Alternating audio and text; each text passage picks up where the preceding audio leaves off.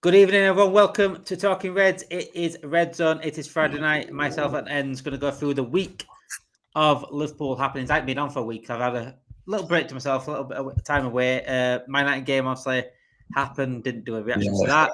Then the Frankfurt game happened, and then the press conferences, which have absolutely blown my head, if I'm honest, with what Arne Slot said.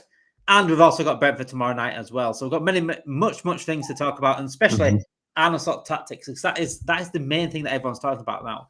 We spoke about it for the last few weeks. Arne Slot needs to change things up. But the things that he's saying in the press conference as well, is sort of making no sense at all to what he's going to go for going forward. Players are in form, players out of form. Is it the fact that we played against a weaker team on Wednesday is the reason why we won 5-1? Or is it the fact that Arne Slot has to change the system? We're going to talk about that and much more tonight. Welcome in, guys. Make sure you do hit that like button and subscribe to the channel if you haven't done already. So, Enz, I haven't even spoken since the Man United game. I did a quick, maybe a short video on it. I was just livid. I need some sleep that night. I thought I'm going to do I'll do a reaction in the morning. I'm not going to do a reaction tonight. I was just wants to get to bed. But then Frankfurt came up. We did change the system. They finally sort of listened in a way. And when people say, "Oh, do you know more than Arne Slot?" Well, let's change it up. So sometimes people are actually right. We watch football all our lives. We played it all our lives. So we actually know what we're on about sometimes. But I'm not saying he's listening to us specifically. But you know what I'm saying? He can change it. Managers get things wrong. It's not about who knows more and he's got a coaching badge or whatever. You see what you see. Things needed changing. We changed it up. Did you like that system on Wednesday? Yeah, I did. I think I want to say yes. Obviously, I did like it, but I don't know if I liked it more because it was something different. And maybe that's the reason why I liked it more, because it was something different more than the shape itself. But I loved it, man. I loved the combination of the players in terms of Jones and Szoboszlai.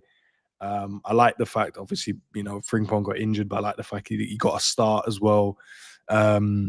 And in the front two, we got to see Isak and Ekitike for the first time. And obviously, Isak had to come off because he had a knock and stuff like that. So, and then Robbo back in as well, which I was so happy about. I think, he just adds a bit more calmness to not only Virgil, but the back line, but also the team, because he is the vice captain. So he's one of the other leaders as well.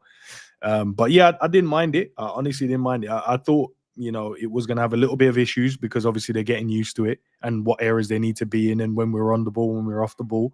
So I did know we was going to have a little bit of issues with that. But other than that, man, I thought, we handled ourselves and scoring 5 goals massively helped as well. So I liked it, bro. I liked it. I did like it. I liked the change. I liked Curtis Jones playing because I thought he had a bit more control than what I've seen recently. I thought he sort of covered the defense a little bit better. With the two, he made the two Szoboszlai and Curtis Jones sit a little bit more, and that's what it's all about. What we've been seeing, especially against Man United, there was a moment against Man United, my head was on Mars. It was gone. It was went further than Mars. It was like 39th minute. I think he did a tweet on it. I texted the group chat, said, "What the fuck have I just seen?" 39th minute, Kirk has had the ball, and they're looking in the middle, and there was literally no one in the middle. The whole centre circle was empty, and I thought, right, this is tactics. Okay, this is tactics. He's telling all the midfielders to push up here. This makes no sense whatsoever. As a coach yourself, I've coached myself. Yeah, that makes no sense at all. Number one, but even if you're a player on the pitch, I play midfield. So even if you play on the pitch, one of you think, "Hang on a second, I've got to drop back here. I want the ball. Give me the ball. Drop back into that middle and give me the ball." That's where you want to be to get the ball. If you're a centre midfielder, that's what you want the ball. That's So one of them naturally not to do that. That really worried me. I know what you mean. It's just the ones when they go and pin themselves against the Man United back line, and we've done that loads of times to previous teams, of other teams as well.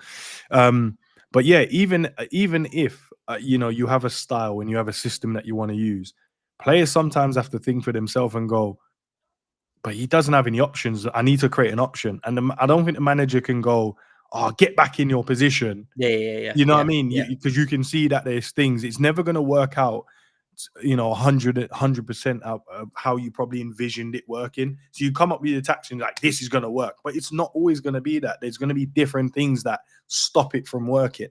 And we're watching it and I'm like, why is no one dropping in to receive the ball?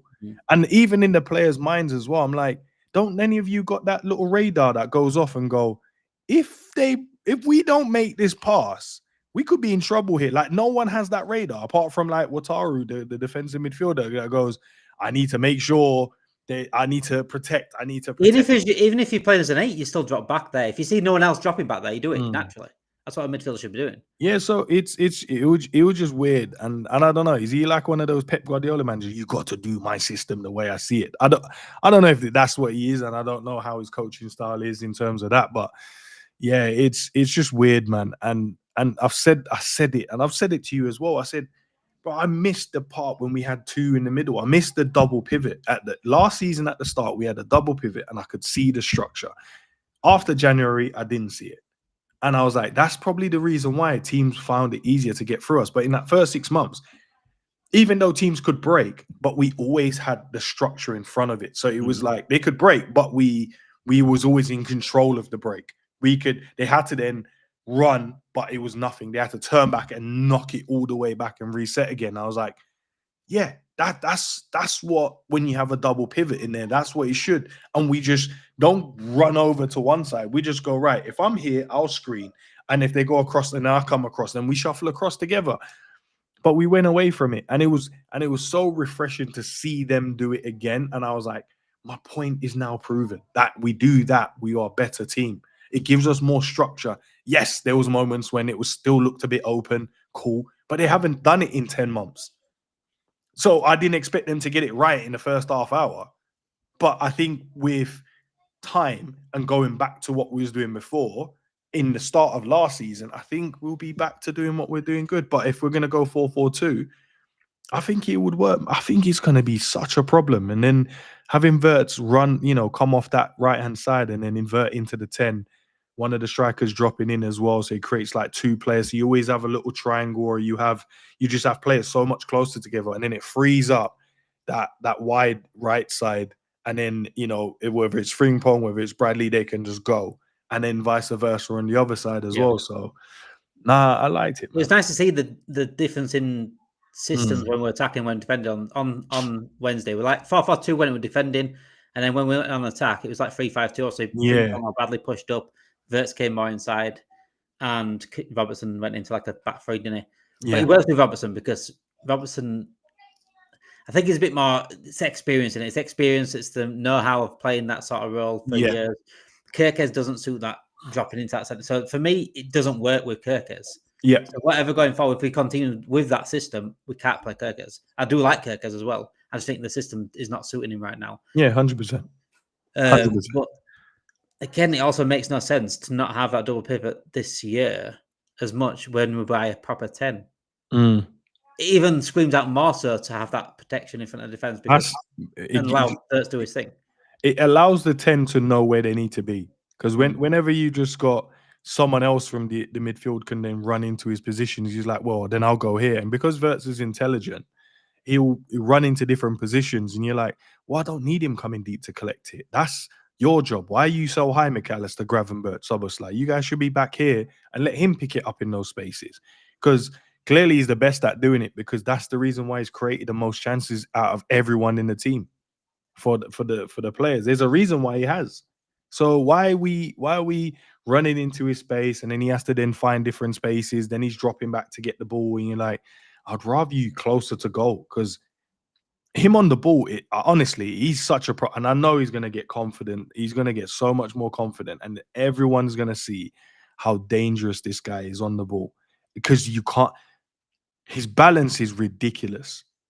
He can turn you on the spot and leave you there for dead, and he's really quick as well. And then when he gets in and around the box, he's got that little cuteness and that cleverness of like, he will find you. Little cut back, you get a tap in, square across, you get the tap in. Or he's got that level where he can drop the shoulder again, even in tight spaces, and get a shot away. So, yeah, it's beautiful, man. Now it's fitting him into a system that works. I can't see him going 4-4-2, but I don't know if he is going to do that, because obviously he's injured, so he can't do that anyway. He might do, because he might go Chiesa or Salah. He could do. I think Chiesa made a massive difference when he came on. The thing is with Chiesa, though, he's a direct player, and we need directness. And I rewatched sort of the highlights of my night game over, because I like to look at the incidents and what happened with the goals and things like that. And I think he's talking about long balls. Yeah, talking about low blocks. That's what's killing us. even though that's what's going to happen against us. Yeah, of The course. best teams in the world, they're going to have low blocks, going to have long ball played against us. But I was thinking the first goal, obviously, McAllister went down. The referee should have blown, regardless of anything. Head injuries, end injuries, you blow. But after that, I sort of thought Mbeumo went in between Konate and Van Dijk. Van Dijk sort of looked round a couple of times, but then he sort of didn't keep up pace with him. Yeah. I thought it was a good goal for Man United, really. I know McAllister was out, but I thought it was a good goal for Man United. The second one worried me more because it was a corner. And I thought the organisation it was a bit poor. If you look back at it, the corner gets whipped in, out, gets shot, and it comes to Fernandez. Everyone, like defenders, they all push out, don't they? Yeah. And as an attacker, I've been an attacker as well. Like, as an attacker, you sort of like linger, don't you? Linger around a little bit. Oh, if I can catch someone onside here, yeah, I'll be in here because everyone else is pushing out. And that's what happened. There were three United players at the back three, and that one of them wasn't even Maguire. He was sort of like next to Van Dijk and Konate and Szoboszlai, but Konate came out slow. Either one that sort of kept him on side. But the fact that Szoboszlai, I think it was Szoboszlai and Gakpo, I want to say, ran out so quick, no one stayed to watch those three at the back. And the players that did sort of stay in that area was all compact towards like between three Man players. That's organisation. Yeah. And when we talk about long balls and things like that, that's not long balls. That's simple logistics of football. I think we're not doing the simple things, and that's what's killing us. Yeah, even in attack, we're passing the ball around, this and that, but we're not doing the direct stuff. When we see Chiesa come on, when we see Frimpong come on, and even against Man United, look at the goal. First to Chiesa whips it across box, across box. Gakpo taps it in. Later on, Gakpo should have scored with his header. From Frimpong cross. Frimpong took on his player, took on his fullback, crossed it in. Should have been a finish. And when we've got Isak, when we've got Ekitike, this direct wing play to get the ball in, whether it's fullbacks on the overlap, whether it's the wingers themselves taking players on and whipping it in, that makes more sense to me. But we're not seeing that. We're only seeing that from when a case on the pitch or Frimpong's on the pitch. And like Slot said earlier about Gakpo and Kirkes, the reason why they're not linking up because Gakpo likes to come inside. Well, fucking tell him not to then. You know what I'm saying? It's good that he comes inside because he's got a good shot at him, but not all the time. Use Kirkes there. He's got a good cross on him. We've got Isak and Ekitike. I feel like we're wasting the strikers that we have sometimes just by the simple build-up we're doing. I think it's just simple things. It's like simple thing like that, attacking, simple thing defending. Yeah, I think with our team, it's literally just the simple things. We're not doing the simple things well. If the square is on, give it. If it's a simple pass, give it. If it's just a simple little 1-2, give it. It's just the little things that we need to just continue to do. The simple, little, small little things, do them at high level and we'll be fine. But it feels like the manager overcomplicates it at times. The players then overcomplicate it in turn. And then we in turn overcomplicate defending, overcomplicate the attacking. It's like there's an extra pass needed. And you're like, nah, maybe not. Just shoot there. You're at the edge of the box, get a shot away. And if the keeper saves, he saves it. If it doesn't, it goes in the back of the net. And if he saves it, it could go for a corner. Or maybe, he parries it into a dangerous area and someone can get a tap in. But it feels like we get to the edge and then it's out wide to right. And you're like, but it opened up then. Why not get a shot away? And likewise what we saw in the Frankfurt game. Vert just turns, lays it to Sobo, and he runs forward and puts his foot through it and he goes in. And before that, we got a similar situation, but Sobo tries to cut it back, I think, to Salah. And I was like, "What? You were in front of goal then? Shoot!" Overplaying. Yeah, overplaying. Just shoot there. You're in on goal. Get a shot away. Don't matter who's in and around. If it's a simple square across, then potentially go for it. If it's there and it depends on the game, you're like, right, we're 5-1 up or 6-1 up. Maybe go for it, maybe not, depending if you want more and you want to be a bit more ruthless, you want to be a bit more clinical. Square that across, and then you're giving confidence to other people within the team as well because they're getting a goal, they're happy as well. High fives all around, and we move on to the next game. It'd be nice to see something like that. What Szoboszlai did against Frankfurt, like at 0-0 or 1-0 up. Like he's got it in his locker. There's a few of them that have a long range shot in the locker. Yes. Gakpo does it all the time, cuts his eye and shoots, but it's about not doing the same thing or this overplaying. Said it many times. Pep Guardiola, you said Pep Guardiola earlier, and he is very, very bad for it, overplaying. I think Arteta does it at times. I think he holds Arsenal back sometimes. And I think that's where football's going. It's all about coaching. It annoys me that it's all about coaching now. I like coaching, but this is why I think talent in football has gone down a little bit, because it's become about the coach, about tactics rather than the football. letting the footballers play football.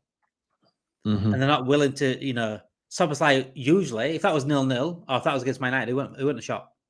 Nah, he would have tried to pass. He'd have done something different. So he's turned up to our team with a great long shot on him. Just use it, bro. Shoot, man. If it opens up like what he did, 25 yards out, get it out your feet, get a shot off.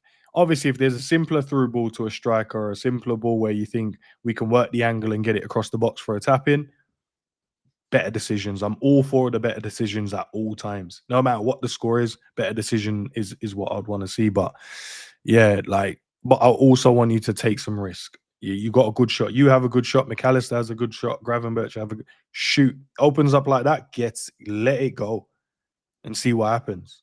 But those are the small margins. Colin said here, I love Mo, but the ball movement was better without Mo on the pitch. I'm not writing Mo off, but at the moment he's not the best option for the squad. I think with Mo Salah, we'll go with Mo Salah 1 second, because this week I think we've seen a little bit against Man United and against after the Frankfurt with the Mo Salah thing. And not just Mo Salah as a whole, I think the result and things like that. I think we're seeing the worst of the Liverpool fan base, and I don't like the extremes of both sides. On Sunday, people were crashing out, shouting at the TVs like, "Oh, this is that." Yeah. I don't like that, but I also don't like the people that are too positive, that can't allow criticism at all. If you allow criticism, you're not a Liverpool fan. That's bollocks. It's being real. Yeah, look, and it's the same with the Salah thing as well.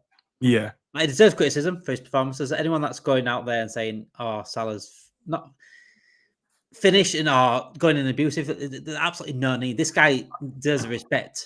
No, I think I think it depends on the way you look at it, right? If someone said this player is finished, you'd have to be soft to go, "Oh, that was harsh." I think for me personally, if it's like abuse, like something to do with him personally, his family members, like kids, whatever, that's a no-go.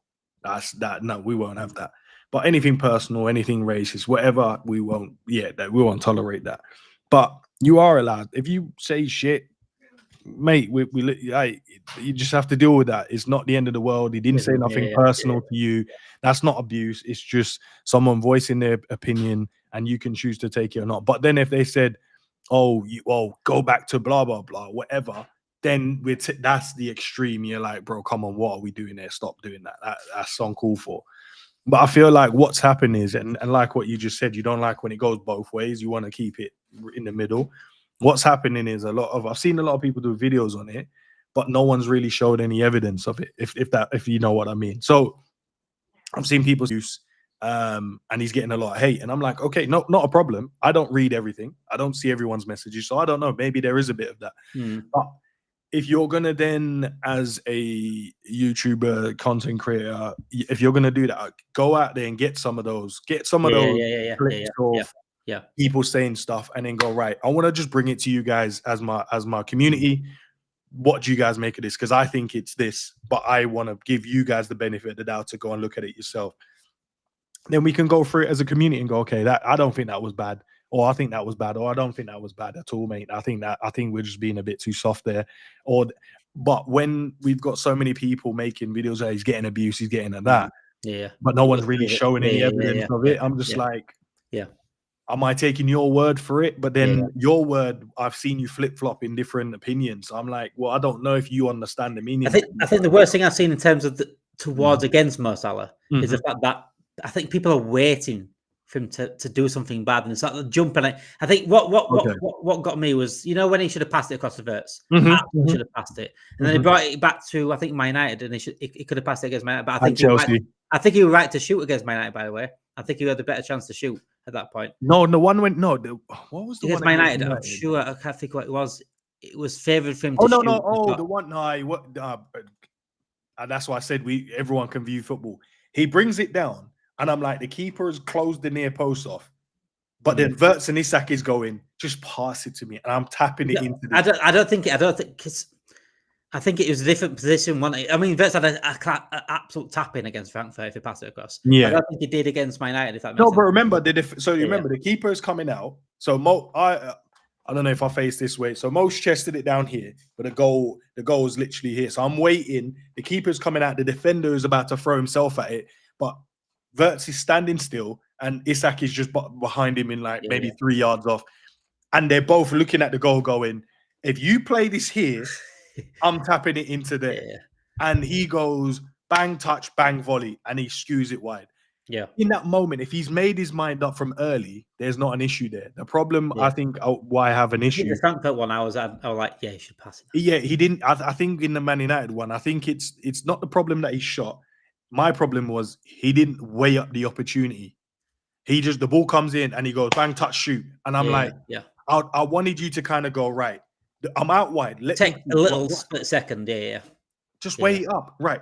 Where is everyone? I know this defender is gonna throw himself at it because I'm Mo Salah. He knows I'm about to shoot. So he's gonna throw. The keeper is gonna rush out because they want to close up the angle. Little touch, a little bit of pause, little calmness there. Set it. I think Salah last season does that, Yeah, I know. But this season he didn't. But this season, like I said, on against Frankfurt specifically, that chance he had, he should have passed it across.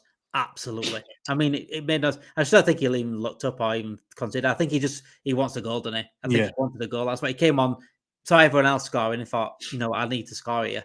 Already pissed off that he's dropped on the bench, it seems. So he wanted to come out and prove a point. He wanted to score. So that was in his mind. And I want that to come away from Salah. They were doing that when Mane was here a lot. And there were times where he could have passed it across. And you got to have that sort of greediness in you as a striker, as a elite striker. Haaland barely passes, but he finishes his chances. He just finishes it off. But with Salah, again, that moment against Frankfurt, all I saw online then was still images of, why is he not passing? And content creators are going, especially TikTok.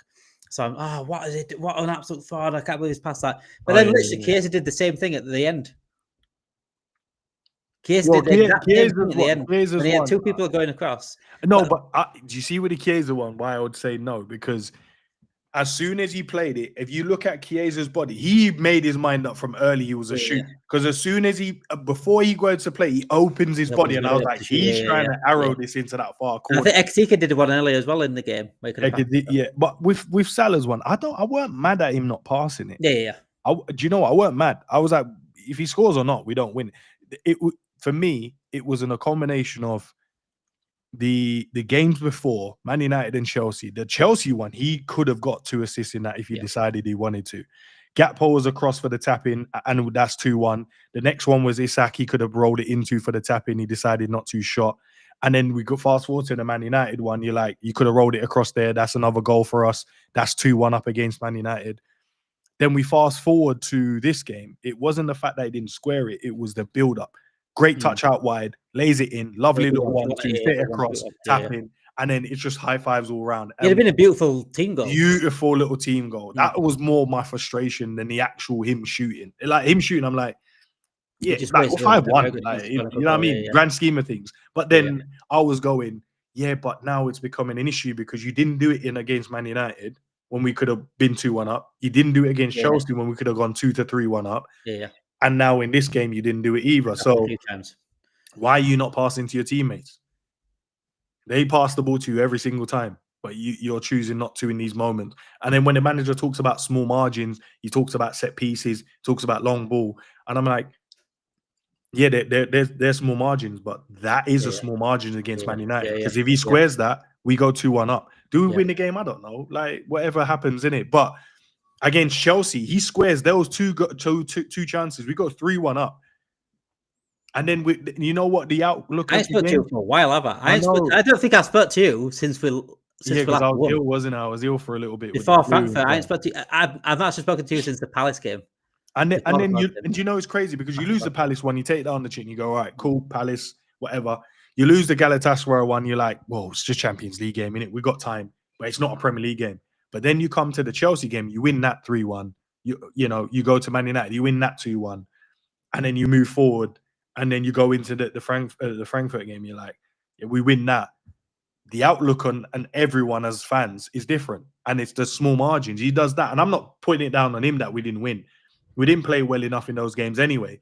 But when we're talking about and we're isolating stuff, and we're looking at the small margin stuff that could give us the little edge, those are the moments that could have given us the edge in the game.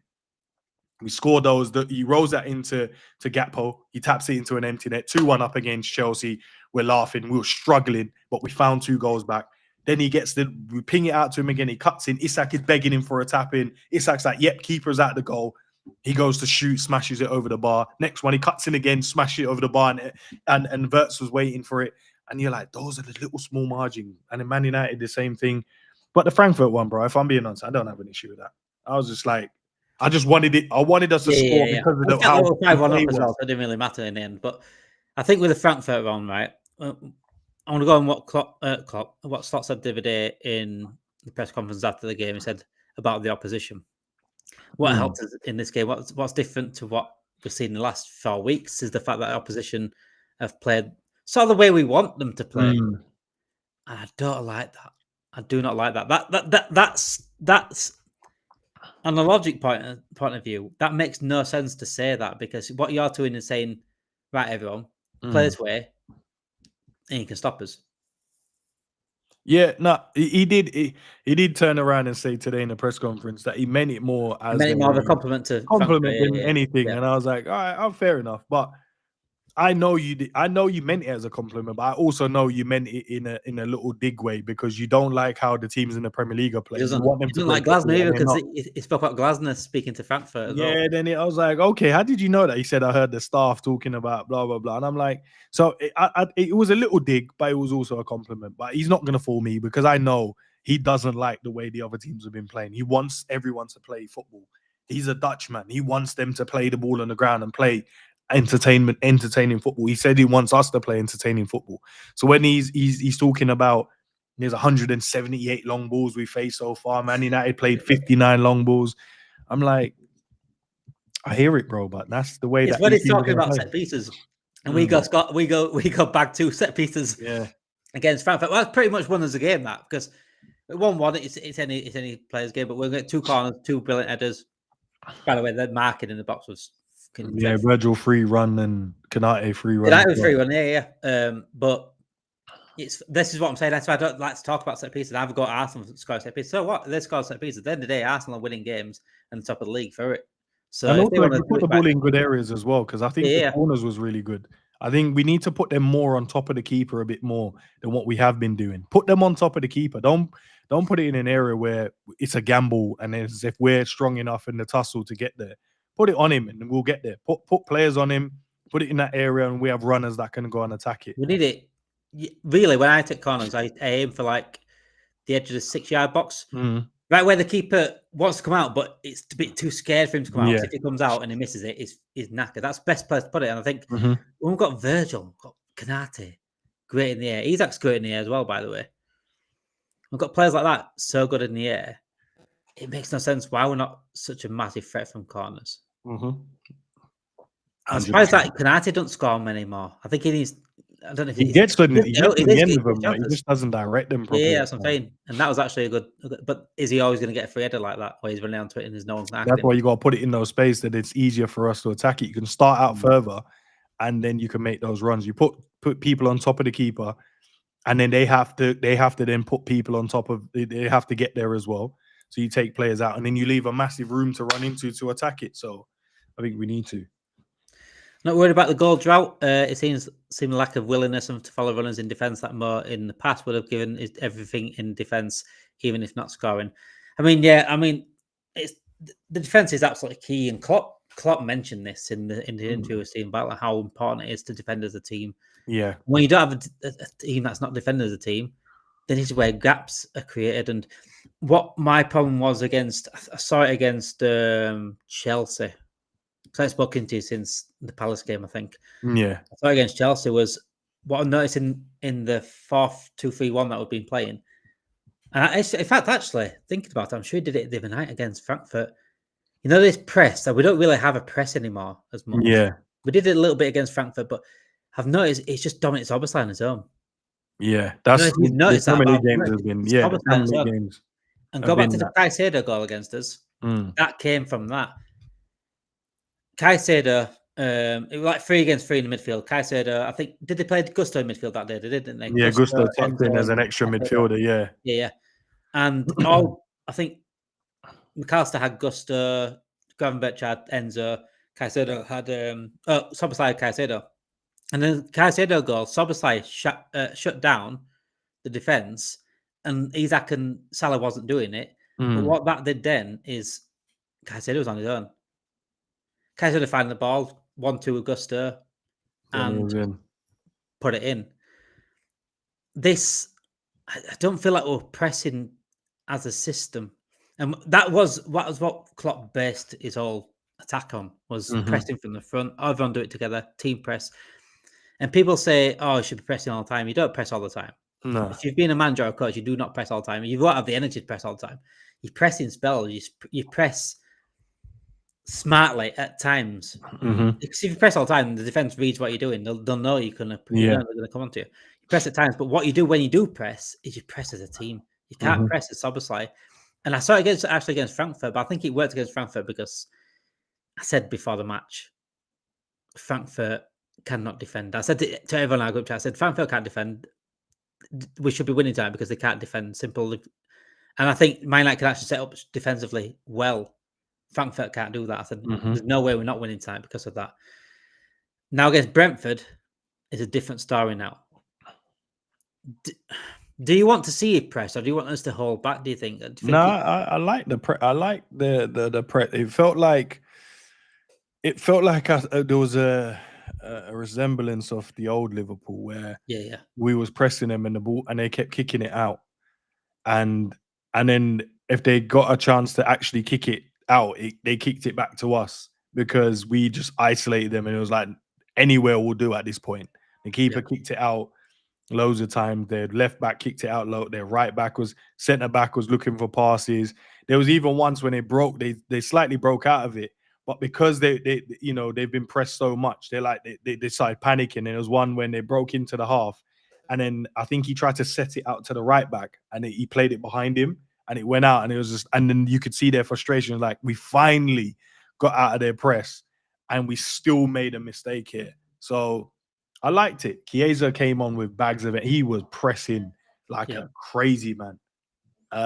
So I like it. It was just a nice little reminiscence of the old Liverpool, man, the way we was pressing and causing them to just kick the ball back to us. And then we get it and we just keep playing it and we just keep going at them. And I was like, yeah, I love this. I love this, actually. But we don't do it enough. Now we do it now against Brentford, who's going to be a different team completely. See, man. Away to Brentford.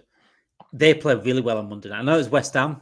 West Ham poor, but they played really well on Monday night against West Ham.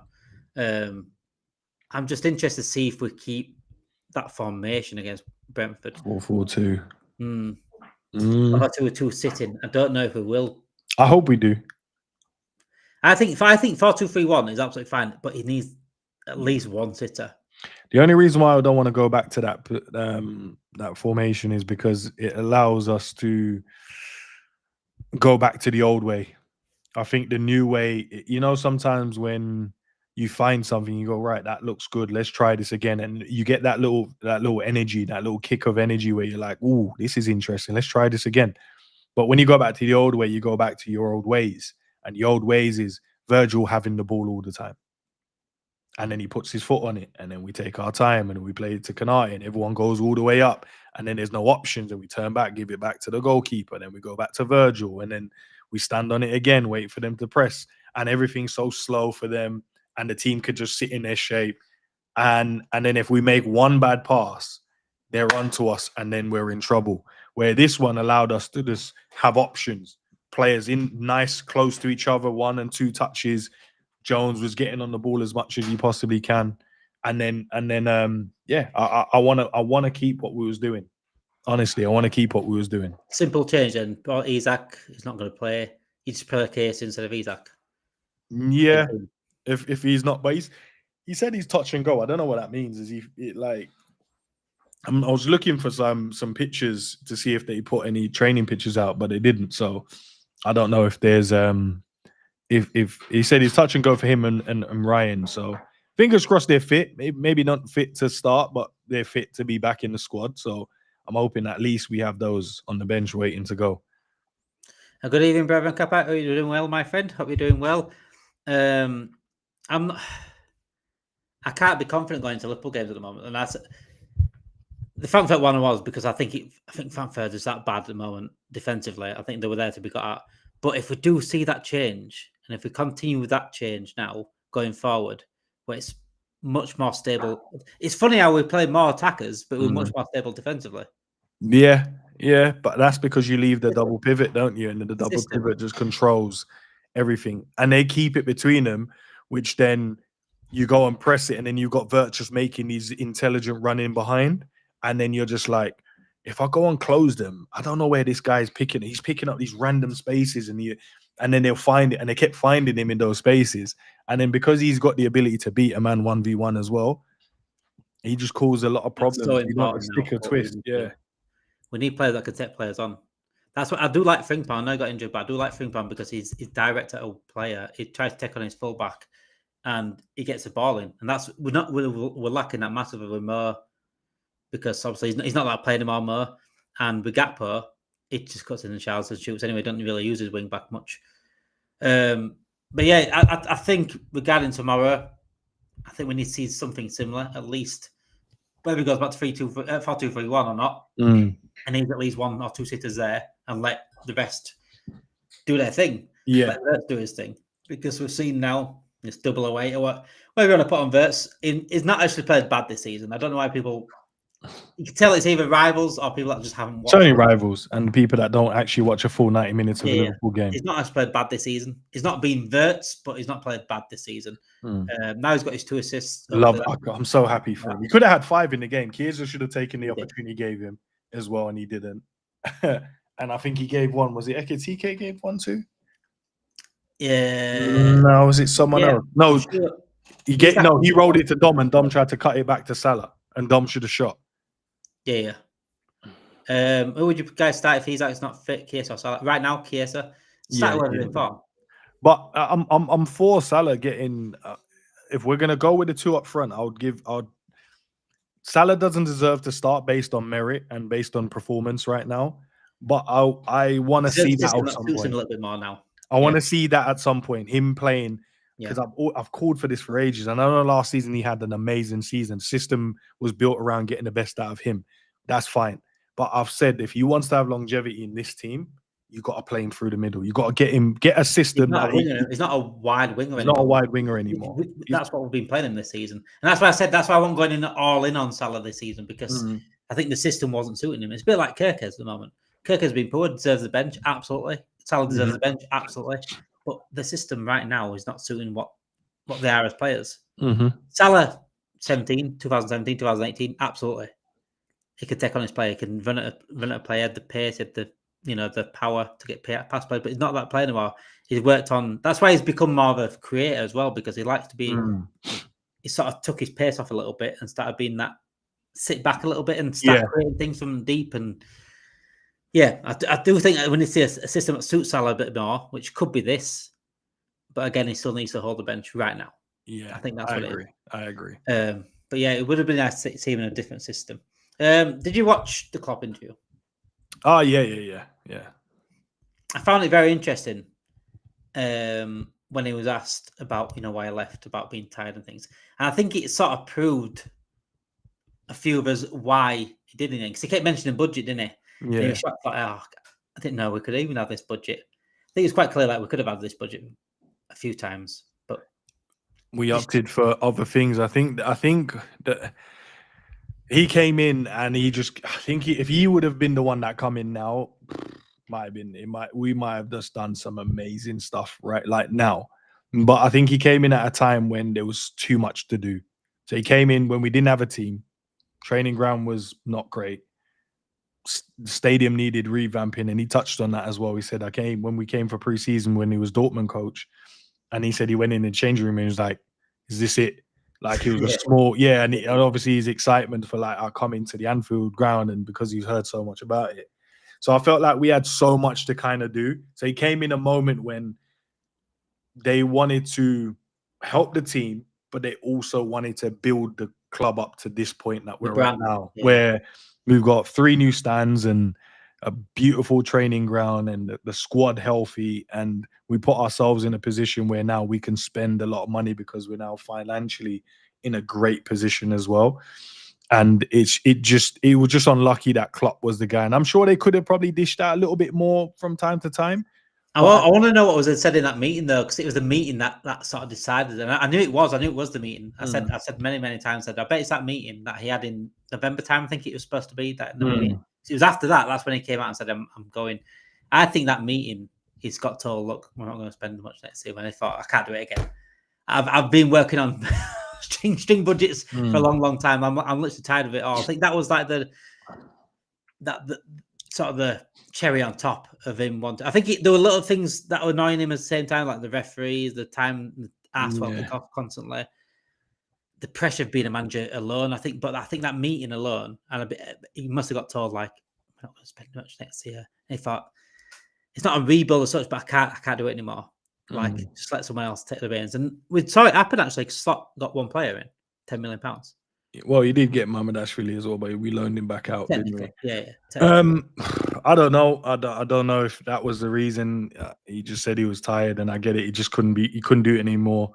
He wanted to change, and he might. Sometimes you wake up in the day and you're like, "I don't want to do this anymore. I want to do something else." And maybe that was it. Maybe that's what happened to him. He's like, "Done this for so many years." He's enjoying life now, though. He's enjoying life. Yeah, you can tell. And him saying I've managed over, I think he said 1,000 games. I was like, when did you manage that many games? Flipping, that's crazy. And he said sometimes he misses like just the camaraderie and stuff, just being around the players, but he don't miss like the changing room. He doesn't miss the press conferences and stuff like that. So I just think he was the right manager in the wrong moment, but the right moment at the same time. For us, not for for him, for us definitely. Yeah, we needed him and stuff like that, but. I missed Slot's press conference. Was there any updates regarding Alisson Becker? So Alisson's still out for a while yet. Yeah, he said he's still Pong's out for a while, I think. Yeah. Hamstring injury. So that could be. Hamstring depends how severe it is. You're talking could be up to like 6-7 weeks as a bad. Yeah. I'm saying about 6 weeks. About 3 weeks. I'm saying 6 weeks before we even. Yeah, that's a bad hamstring injury, but it's between like 3 to 6-7 weeks. That's what hamstring injuries. Regarding Gravenberch. Him and Isaac are sort of. I don't think they'll be available for the weekend. I think he said one of them's not available for. I think Gravenberch is not available for the weekend. No, he said there, but he said Gravenberch is a question mark on him as well, and he said Alexander Isak is a touch and go and question mark. So because it's tomorrow and tomorrow night, I don't think they'll start. They'll be on the bench if anything. Yeah, that's what I think. I think they might be fit and they'll just be on the bench. But if they're not, it is what it is. Hopefully, we don't need to have them on the pitch. But at least the bench and you go, at least there's a bit of quality there. Yeah. But it will mean probably like a call up for Trey Neoni as well. I think he'll probably get a call up if Gravenberch isn't fit yet. But yeah. We're seeing this week as well, just before we do go, we're seeing more links to Semenyo, £75 million. Yeah. Amen. Talking about going for him in January, that makes I can't see it. Why not? We don't listen. I know what you mean. We're not used to being in this realm of Liverpool randomly spending 500 million, and then the winter transfer comes in and we spend another 80 million. I know we've never been in this realm. This is something new. This is Earth 2. This is not our normal Earth. But if we do, I think they probably identify him as. If we can get the right players in now and get all what we need in now, then we don't have to necessarily spend a lot long term going forward. So maybe we won't have to spend as much in the next 2 to 3 years. Maybe it's like a little 1, maybe 2, depending on departures and you know what I mean, or people just wanting to go and stuff like that, the 1 and 2s. I think that's what they're trying to do. They're just trying to future-proof the squad for the next 3 to 4 years. And then that means they don't have to spend too much. So they're probably thinking, we've got enough money now. We've built such a good kitty. We might as well use it. And I think they said like Liverpool can still spend like another 300 million or something like that. Yeah, because and still staying sales as well. Yeah, still be all right in PSI. And plus, we don't know what the Adidas deal. That Adidas deal must be so nice. There's only I know there must be there's only 3 positions I'm sort of looking at. DM has got to be one of the priority ones because I've been chatting for DM for fucking 4 or 5 years since Fabinho left. I've been chatting for DM. the importance of a DM. Centre back, obviously. Yeah, I think we'll get that. They said Gue's still in contact with Liverpool from the reports. Then there's Barcelona, and Bayern Munich as well. I've seen this week with reports looking at him. Schlotterbeck we're linked with as well. That looks like a very positive link. He's as well. a proper centre back as well. Schlotterbeck, innit? Pass with the ball. So and Elise we saw as well could be the Salah replacement. We saw those links as well. So it's been quite a few tasty links, to be fair. I got asked this the other day. I think it was someone in the chat. I think it was last week sometime. Elise or Semenyo. I said I'm still leaning towards Elise because he's done it at world top level. I think he is slightly better than Semenyo, but I can't argue with either. To be honest, I think Elise has done well since he's gone to Bayern. He did well when he was in the Prem, but he didn't get to play a lot because he kept picking up those little random injuries. But he's such a baller, and I want him at our club anyway. The problem you have is Semenyo can play on both sides. So it depends on how they look at it. Can we kill two birds with one stone, and then go in for Elise, or do we get Elise and he can only play on the right hand side? So I don't know. I don't know what they're thinking. It needs development, aren't we? Really. And plus the Bournemouth links with Richard Hughes. Like, does he just gamble on that one and go, I can secure that? Could do. It's probably an easier deal to do, regardless of the money that will pay. It's probably an easier deal to do, especially with Bayern Munich. Bayern Munich are pissed off. Exactly. They ain't going to sell anyone to us easily. So, and it's probably hard to get a play from Bayern Munich anyway, unless we can have Salah as a exchange. I don't think they'll do that. I don't know if they would. He has said he doesn't want to play with selfish players anyway, bro. So I don't know if you send Salah there, he might crash out. Said, no, I'm all right with Elise and Harry Kane. But yeah, Elise, Wharton, and Gay. Palace fans will be looking at what's going on. But yeah, that's the kind of players I think we should be looking at right now. DM, a winger, a winger that can maybe play both sides, but mainly right wing. Yeah, because then you get the flexibility, don't you? Yeah. So I can't argue with either Semenyo or Elise, to be honest. Both absolute ballers.